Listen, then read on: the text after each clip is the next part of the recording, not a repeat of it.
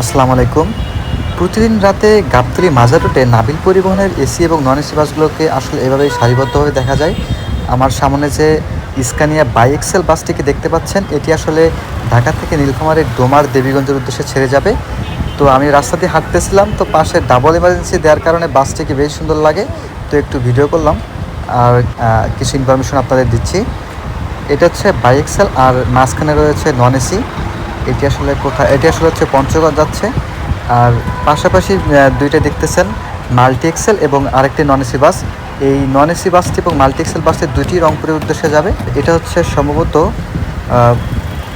353, হ্যাঁ 353 multi Excel. এটা হচ্ছে ঢাকা রংপুর রুটে ফিক্সড, এবং পাশে যে নন এসি বাসটি রয়েছে ওটিও হচ্ছে 9221, ওটিও আসলে ঢাকা রংপুর রুটে ফিক্সড। মাল্টি এক্সেল এবং বাইএক্সেল বাসগুলোতে আসলে লেখা থেকে যে বিষয়টি, সেটি হচ্ছে দেখতে পাচ্ছেন পিছনে লেখা আছে multi axle comfort and wheels. আর বাইএক্সেল যে বাসগুলো রয়েছে সেই বাসগুলোতে আসলে লেখা থাকে ultra luxury comfort and Wales.